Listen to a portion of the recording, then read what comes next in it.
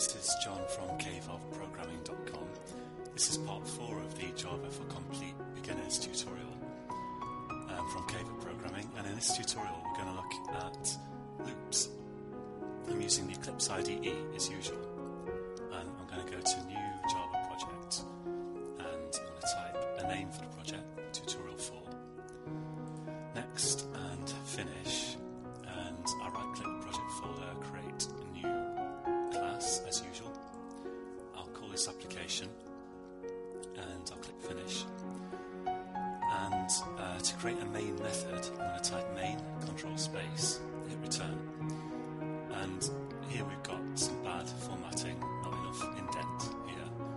So to deal with that, I'm just going to select it and go Control, Shift and F. And now it's perfectly formatted.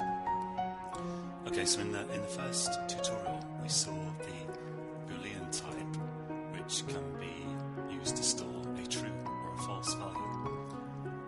So I could create a Boolean, for example. What should I call it? Well, I'll call it loop for reasons that you'll see later. And I could set that to a value like true, for example. True. And I could output this. This is out, control space, loop. Run the program. And we've got true out here. Now, what I can also do is set it equal to something like 4 less than 5. So this is a less than sign, and you can see there's the less than sign has a kind of small end here, and it kind of has a big end here, and the smaller number goes at the small end, and the big one at the big end. And if you have the numbers the right way around, this whole expression will return true. Now 4 is less than 5, so if I run this program, again we've got true. Or of course if I said 6 greater than 1, which is clearly not true, this is a greater than sign. Of course 6 is greater than 1, what we're talking about. If I say 6 less than 1, I get false. Now I can also use a variable in here. I can say, for example, int value equals, let's say 10, and then I can say boolean loop equals value less than 20. So value is equal to 10, and value is less than 20, so loop is set to true. Now we can use this to control a loop, and to create a loop in Java I could type while, and then in here I need some condition, and the condition is what determines when the loop stops, or rather I should say it determines when the loop will run, because as long as the condition that I type in here is true, the loop will run. So if I say value less than 10,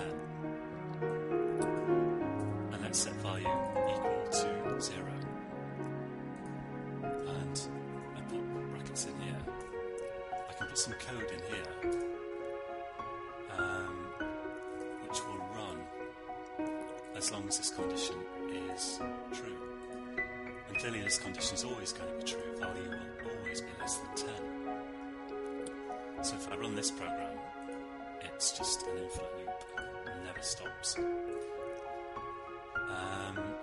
But what I can do to make this more interesting is, here I can say value equals value plus 1. And what's happening is, so to start with value equals 0, and then this condition's true, so the loop starts to execute. We output some text, and then we say, whatever value is, add 1 to it, and then store it back in value itself. So value is going to increase 0, 1, 2, 3, 4, 5, and eventually it will be equal to 10. And when it's equal to 10, this condition is no longer true, and the loop stops. So if I run this, you can see that we've got 10 hellos. And just to make it clearer, I'll add a space after hello, and then I'll output the value. I'll concatenate the value as a string to this string. And if I run that, you see we've got hello 0 to 9. So in total there's 10. Hello is outputted 10 times. So the structure of this is we've got here. This is a keyword while, and this is a condition which is in round brackets after the keyword.